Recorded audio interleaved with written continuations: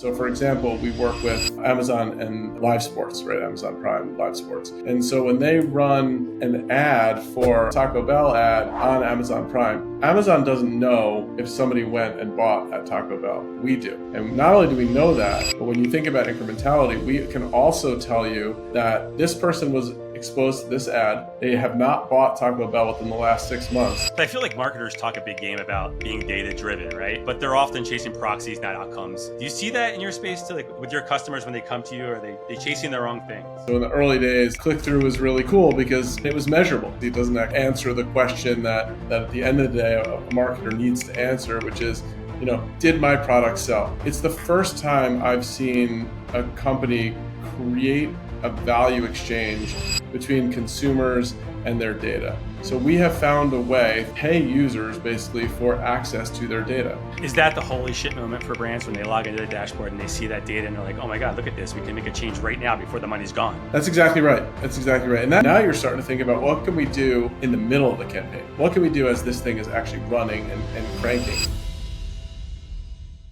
Welcome to the MarTech Matrix, a Blurbs production. Blurbs is a community platform built by brands, designed around how they want to search for solutions, not how vendors want to sell them. It's where marketers and e-commerce leaders find the right tech faster, with clear answers and no sales fluff. Each week, we bring that mission to life, interviewing MarTech founders and industry pros to explain what they do, the problems they solve, and how the space is evolving, all without the buzzwords. And now, your host, Sean Simon. Marketers love to say they're data-driven. But if you look close, most of that data is just dressed up in dashboards. We're still measuring clicks and impressions, while the real proof, the purchase, is sitting somewhere else entirely. Today, we're talking about how that gap is finally closing. My guest today knows that world better than most. He spent his career helping brands bridge the gap between ad exposure and real outcomes. Ben Kartzman is the president and COO of Attain. And here's their blurb. Attain equips marketers with real-time transaction data, empowering them to directly link campaign efforts to sales results. With a focus on transparency and precise targeting, marketers can tailor strategies based on real consumer behavior and actual purchase data, ultimately boosting campaign effectiveness. Before joining Attain, Ben spent years at Mediaocean, where he saw firsthand how fragmented media measurement had become. Now he's helping build the bridge between marketing exposure and real-world purchase behavior. Ben, welcome into the Matrix. Amazing. Thanks for having me. Excited to be here. Great. So let's start with your story, Ben. You didn't start Attain, I know that, but you came in as president and COO about 18 months ago. What drew you to the company, and what was that moment you realized that marketers were still optimizing for the wrong things? Yeah, there were a couple things. So for me, I had a great journey starting a company called SpongeCell, selling to Flash Talking, and then selling it again to Mediaocean, and having the opportunity to work at Mediaocean and see the industry from that perch was really eye-opening. And one of the things that has been kind of clear to me through the years is, and has become even more prevalent in this AI-first world that we live in, is that data is king. And so when I first met Brian and the team at Attain, one of the things that really struck me was the amount of first-party data that Attain is sitting on, that it's all permissioned, it all is based off and born out of a direct relationship with consumers that we have through a series of consumer apps that we own. And it just felt like to me that the problem that Attain was trying to solve, you could really only get there if you had access to data, and if you had access to that data with the first-party relationship to the consumer who was providing it to you. And so, that was the opportunity. That's what got me excited. And, I'll talk a bit more about some of the specific things, but that's really what kicked me off. That's great. I mean, I love the perspective, because you get from your different roles, it gives you a different view of like how different people in the industry are dealing with this challenge. So I feel like marketers talk a big game about being data driven, right? But they're often chasing proxies, not outcomes. Do you see that in your space too, like with your customers when they come to you? Or are they chasing the wrong things? Yeah, I think that's what this industry on some level has been born out of. And I don't know if it's necessarily the wrong things as much as it's these are the things that we have that are accessible to us. And so that's what we're going to go chase, right? So in the early days, like click-through was really cool because it didn't exist before.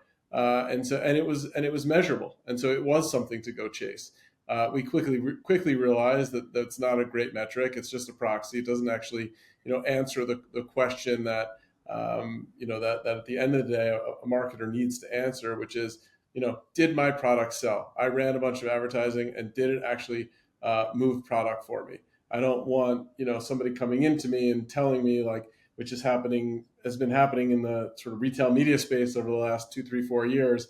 If you're a marketer and you're selling through a retail media chain and you're running media on through a retail media channel, if you add up the amount of product that every retail media partner tells you that you're selling through that through them, it's like 3, 4 times what your company's actually selling, right? And so I think there's a challenge with both what we're measuring, but then also how we're measuring.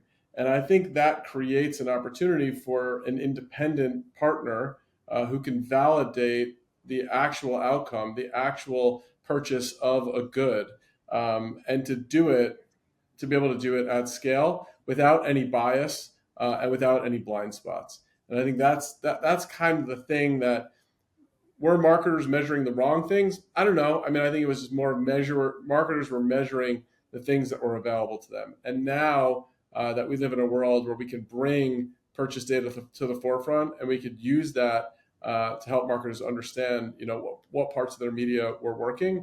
Now I think we can start to do away with proxy metrics, and we can start to leave them behind and really focus on true. Everyone uses the word outcomes today, but really it's about sales outcomes. It's about, did I move more product because I invested media dollars to do that?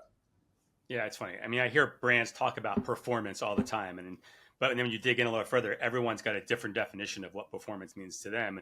And at the end of the day, it should just be sales. I think this challenge is, to your point, do they have access to data that connects the dots between the performance that they're looking at and the sales?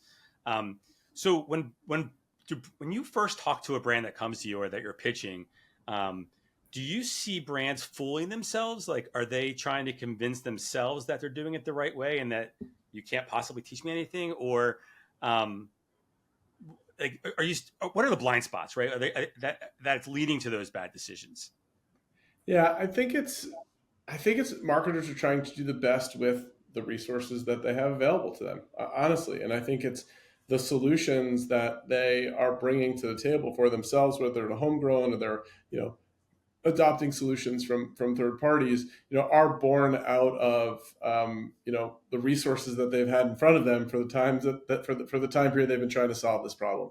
So when we come into the fold and we start to talk to them about this purchase data that we can bring to the table, how it's unbiased, how it is all permission, how it's born out of these direct relationships that we have with consumers, how there's no blind spots in it, and we start to show them what it looks like. A big part of our demo is actually showing a live feed of the data, and when we get to showing that, marketers start to understand. They start to understand, oh wow, this is data that I didn't have access to before. You guys now are bringing this to me. This is something that I think I've got to figure out how to work with. And so we don't get too much pushback because there is a thirst for sales data. There's a thirst for moving more towards outcomes that are, again, like, did I drive sales? Did I move more product? And so it's kind of hard to refute the data that we're bringing. And there's been a gap in the market, right? There's just this type of data. I mean, there have been companies out there that have been buying data from different, retailers and stitching it together. But over time, what are those retailers doing, right? Those retailers like Walmart, who used to sell their data, well, Walmart now has a $4 billion media business. It's unlikely they're going to keep selling that data, right? They're going to use it for themselves because they're going to scale their media business. And so I think, will the long tail of retailers still be out there willing to sell data to companies who will stitch it together and try to paint a picture of, sort of what's going on across the U.S. and what U.S. consumer behavior looks like? Of course they will. But are they going to have massive blind spots? Yeah, they're not going to have Amazon. They're not going to have Walmart, right? They're going to miss out on huge swaths of purchase data. And when we walk into a marketer and explain to them, like, we don't have those blind spots, because our relationship comes from the consumer and the data we get is directly from the consumer, not from the retailers. I think their eyes open up because it's a different pitch, and it's a different way to get the data. And so I think, yeah, I think to me, I don't think anyone's fooling themselves. I really do believe that everyone is trying to do the best they can with the resources that they have in front of them. And this is just a new, it's a new solution, right? It's a new look at, at this type of data. Yeah, it sounds like the advertiser doesn't need to make a deal with the devil anymore, right? I mean, they had to make a deal with Amazon or Walmart just because they wanted the data, and they were like, okay, fine, I'll give you my data. But now they don't have to. Now they can work with you and get that data. When you say live data, though, how live are we talking? Are we talking about like real time, hours, days, minutes? Like how live? Yeah, no, it's a real time feed. I mean, we are seeing what consumers are purchasing, and then we are publishing that out and making decisions off of that within minutes. And wow, it's different. It's a new paradigm for sure. Hey, that's definitely a huge shift. All right, so let's dive into that a little bit more. Like, walk me through how Attain actually connects ad exposures to purchases. Like, where does the data come from? Sure. How do you make it privacy safe? Yeah. Yeah. So you kind of have to start with where we get the data from. And so let me actually walk through that quickly, and then I think that'll help to explain how we can connect, ad exposure to a confirmation of a purchase. And so the thing that I think that we do, and that I think we've solved better than anyone I've seen it before, and again, it's another one of those reasons I talked about earlier that I was so excited to join this company, is it's the first time I've seen a company create a value exchange between consumers and their data. So we have found a way through these suite of consumer apps that we have to pay users basically for access to their data. And so there are different things that they can do inside of our apps, whether it's figuring out how to better balance their budget, or it's connecting loyalty accounts, or it's scanning receipts, or whatever, all the different things that they can do inside our apps to then earn points, which they can then redeem those points for cash or gift cards or whatever the case is. Like we've figured out through these different apps that we own, really how to help a consumer feel like they're getting paid. They don't think about, I'm getting paid for my data. They think about, I'm getting paid to just do the normal things that I do every day, right? And so, yeah, I go shopping every day. If I just remember, I'm going to Taco Bell and I'm paying for my food with cash, and I snap a picture of that receipt and I scan it into Frisbee, which is one of our apps, I'm going to earn points for that. So at the end of the day, at the end of the week, at the end of the month, I can aggregate all those points into cash for just doing what I kind of do every day. That's a win for the consumer, and it's a win for us, right? And so when you start with the source of the data and how we get the data, and the fact that the relationship is permissioned by those consumers who share that with us, that then allows us to aggregate that up. And so now you take that across our suite of apps, and you're talking about 10 million consumers that we have that have used these apps that we have access to data from. That is a pretty large view of the US and what consumers are buying in any given day. So if you start there, and that's the place that you operate from, and then you move into actually connecting the data and the purchase data to ad exposure, we have a series of relationships and partnerships with all of the biggest publishers and DSPs in the industry. So think about Amazon, their DSP, the Trade Desk, right? These are the types of partners that we work with that brands will activate through. So for example, we work with Amazon and live sports, right? Amazon Prime live sports. And so when they run an ad for a non-endemic advertiser, we'll just make up an example. We'll stick with Taco Bell there, right? And they run the Taco Bell ad on Amazon Prime. Amazon doesn't know if somebody went and bought at Taco Bell. We do. And not only do we know that, but when you think about incrementality, we can also tell you that this person was exposed to this ad. They have not bought Taco Bell within the last 6 months. But since seeing this ad within the last 4 weeks, they've bought Taco Bell. And so we marry the exposure data that we get, from the publisher with the consumer purchase data that we get from our consumer panel. And when you put that together, we can start to, report on, incrementality, attribution, all different types of other sort of ways to measure success of campaigns. So a couple of follow-ups to that. Is it device dependent? In other words, do they have to see that Amazon ad on their phone and then scan the receipt on their phone? And is there a time sensitive nature to that? In other words, do they have to scan that receipt like within a certain amount of time after making the purchase? Yeah, so it's not device dependent, but it is time based, right? And that window can be set by the advertiser. So the advertiser can say, we want to see the incrementality window that runs up 90 days, post the end of the campaign. Fine. We want to see what it looks like within 45 days, 6 months, whatever the case is. So the advertiser can actually set that window, and so that they can basically define the parameters for what they want to see. And I guess the receipt oftentimes will have a timestamp on it too, so Correct. you can, even if they do it a week later, you're still getting the timestamp. Mm-hmm. So I get that how that helps with the measurement piece. Does it help with optimization or audience strategy as well? Exactly. It's a great question, and it's one of the big things that has picked up a lot of steam for us, is because when you walk in and you have this measurement conversation with a media buyer or planner, the measurement side of that conversation is often more detailed, more nuanced, takes a lot longer, but they're actively working on something right now that they want to optimize. And so what can you give them right now in the moment that will help them be able to target the right audience who is responding well to the particular, creative or placements that they've got out in market? And so that is absolutely one of the things that you can do from our platform, is we'll tell you what is working. And we'll tell you, okay, it's, these placements and these creatives are working great against, this type of audience. And the other cool thing that I haven't really gone into detail on yet, but not only do we know the purchase data, but we also know the demographic data that is associated with that consumer, and we also know a bunch of psychographic data as well.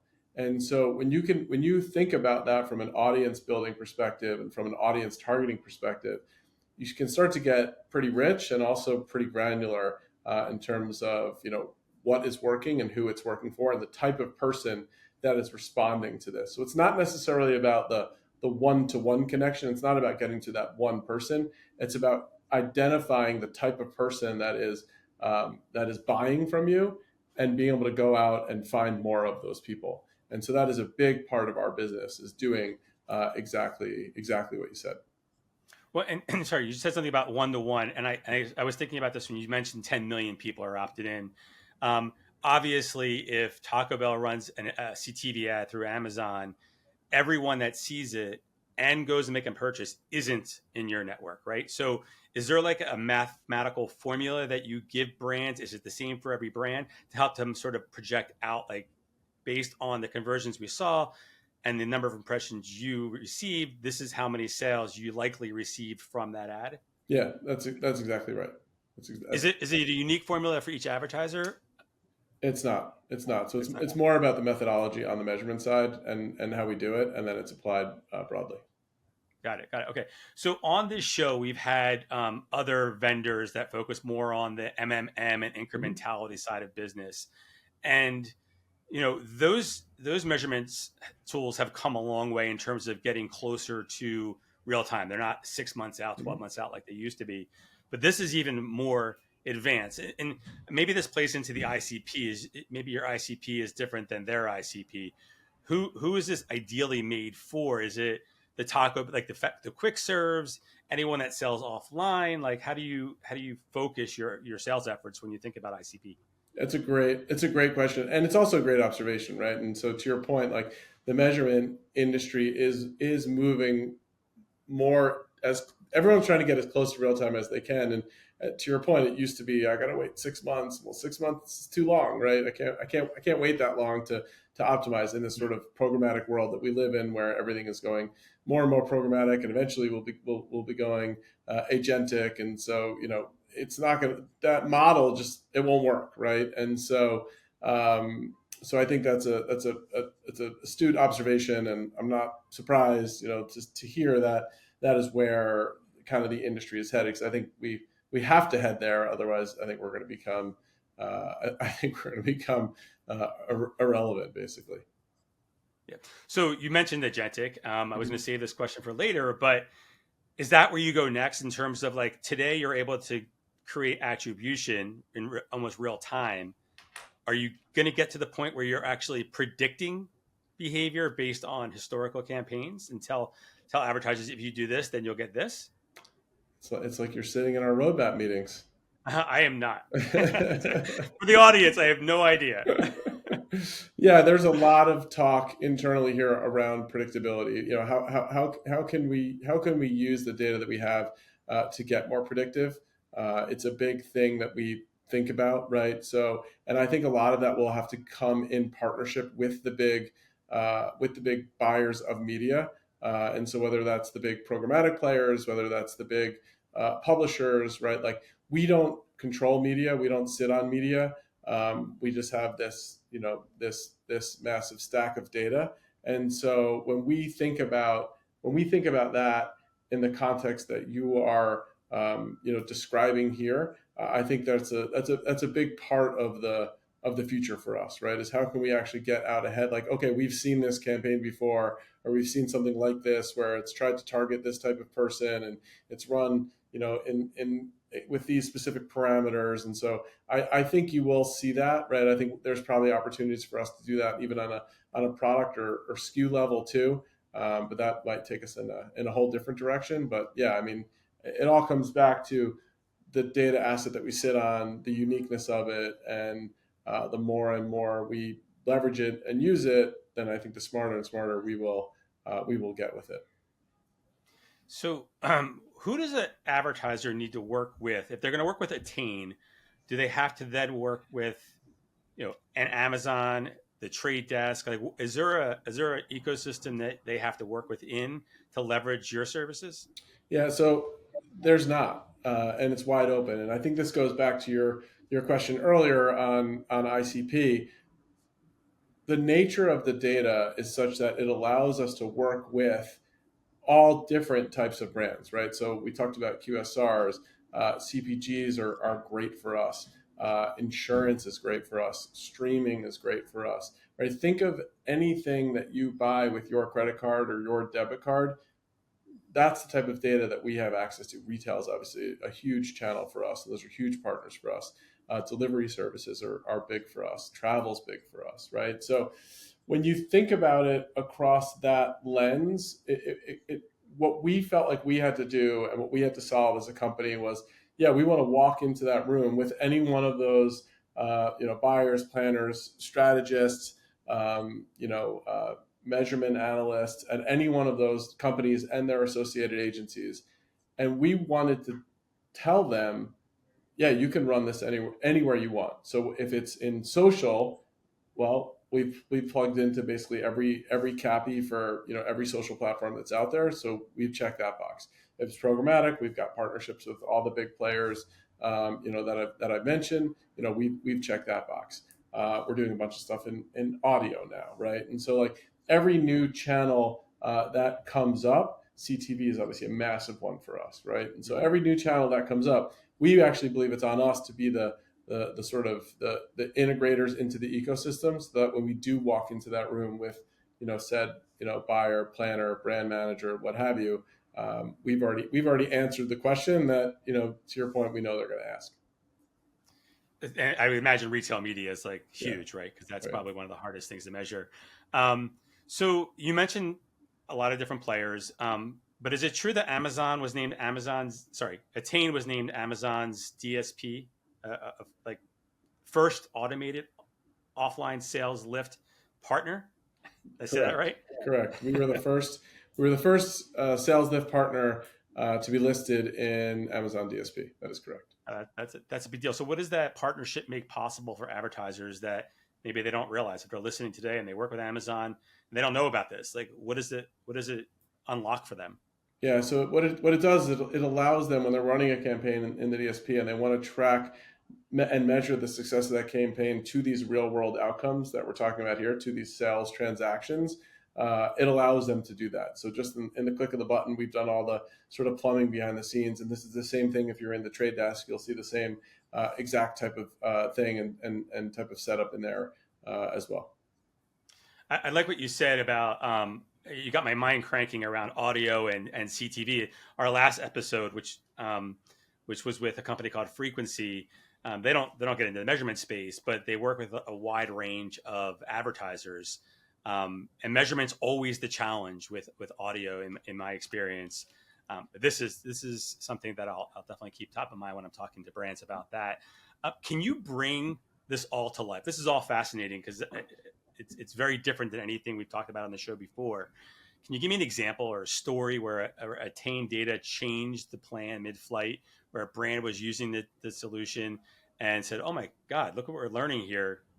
Look at these purchase signals," or something's unexpected. Can you talk through an example? Yeah, sure. I mean, there's a couple of good examples. So there's one that we did with Pilot Flying J, where they were looking to identify who were the consumers that were driving the most incremental revenue, and then they wanted to optimize to those consumers mid-flight. So because we could actually see who was buying and what they were buying and the types of people that were buying mid-flight, we actually were able to then send over, audiences that were closely correlated to the ones that were best performing, which Pilot J was then able to, put into action mid-campaign and go execute campaigns to drive, a couple $1 million more of incremental sales. We did the same thing with a brand, Sally Beauty, same exact kind of thing, right? Like trying to help them understand mid-campaign what was working, and then drive, new buyer sales lift, a percentage increase on that they hadn't seen before. So that's the type of stuff that you'll see, and those are the types of customers that respond really well to it. Is that the holy shit moment for brands when they log into the dashboard and they see that data and they're like, "Oh my God, look at this. We can make a change right now before the money's gone." That's exactly right. And I'll be honest with you, that was a big aha moment for us, because advertisers, that's what they were asking for. And we were going in and we were talking about measurement. When you talk about measurement and you use the word measurement, you think about it in the way that you described earlier, right? You think about measurement. Okay, we'll look at the data post campaign, right? And when we think of that word, that's what that tells us. But if you use the word optimization, well, now you're starting to think about what can we do in the middle of the campaign? What can we do as this thing is actually running and cranking? And so a bit of it was like it was a bit of a mindset shift for us, as well as for buyers. And then as you go in now, and as we go in and we lead these conversations with optimization, that is how everyone thinks of us, and that is how everyone starts to use and wants to think about how to apply our data. And I think it's just been a huge unlock for us, and it's made, quite frankly, the conversation easier with people, because they can, to your point, they can see it, they can feel it, and it happens in real time. And they look great, we look great, and so everyone wins. Yeah, I mean, it's the blind spot, right? They can get click-based stuff. They can get, their incrementality, online. How does Attain fit alongside those other types of measurements like incrementality or MMM? Yeah, so we offer our own incrementality product, Okay. and so yeah, I mean we're out there in market, trying to kind of show a new way to run incrementality. MMM a little bit different. Like we'll think about partnering with those type of companies, but I think even in that case, like we're going to think about it more again in the optimization realm than we're going to think about it in the MMM realm today from where we sit. And we'll see how that evolves. I imagine that will evolve. Like what's going to happen, right? MMM, to your point earlier, right, went from 12 months to 6 months. It's going to come down to 3 months. It's going to come down all the way until eventually it's going to hopefully live in optimization. And I think these things will all converge. Yeah, I mean, there's some out there that say they're doing it daily, Sure. right? Sure. So are you finding that when you changing the way a brand thinks about measurement, that's a heavy lift, right? You need to like prove it to them. Mm-hmm. So are you finding that when you go into a brand, and I think the focus here is really on brands that sell offline or omni-channel, where that blind spot is the offline piece. Mm-hmm. Are you finding that they're already working with an MMM or incrementality partner, and they want to use you for the offline piece, and then does it continuously live complementary, or does it eventually sort of take over and replace what they're already doing?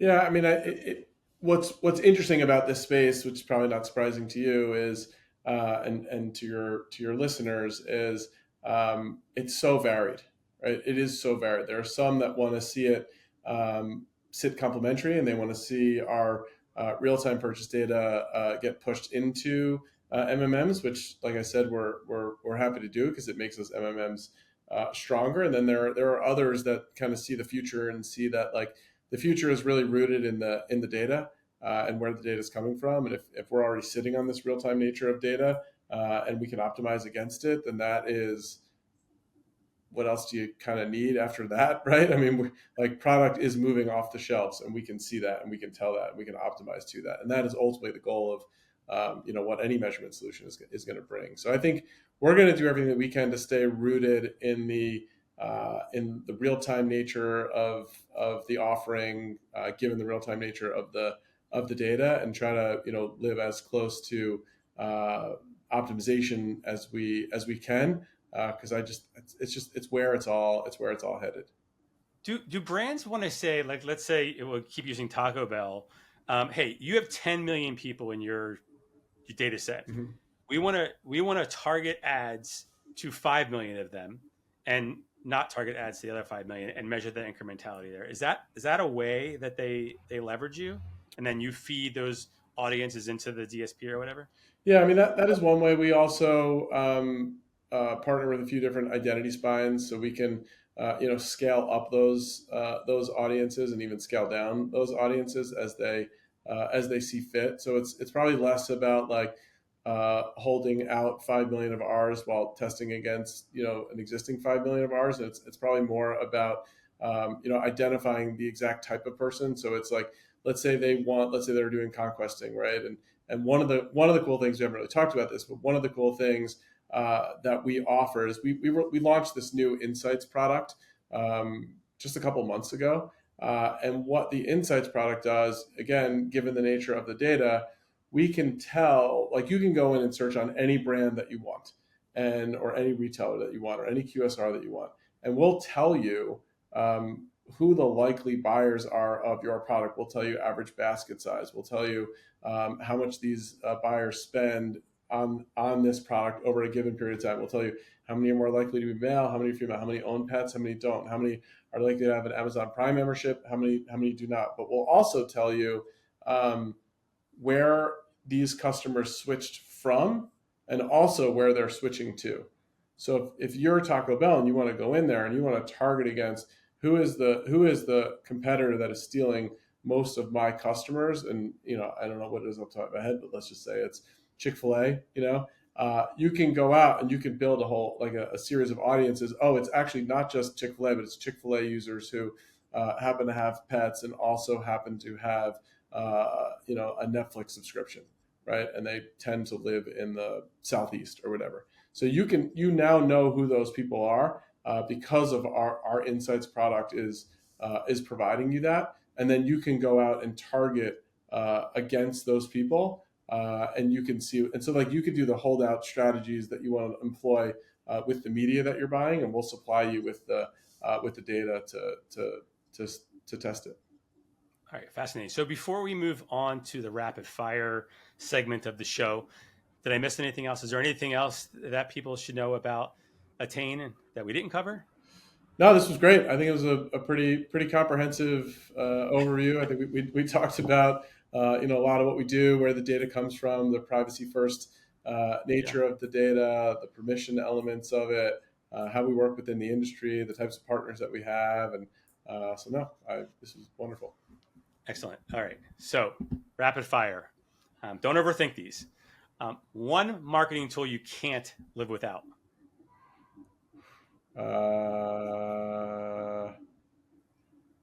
HubSpot. It can't be Attain. No. Most overhyped metric in our industry.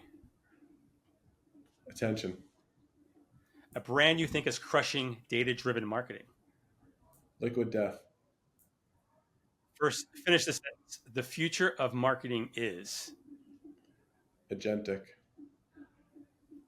excellent. Perfect. Ben, thanks for coming into the Matrix. This was awesome.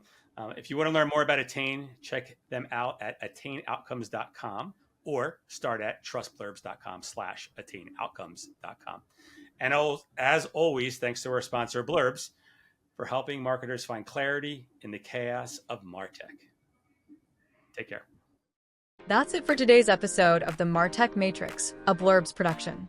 To see what's coming up next, visit themartechmatrix.com.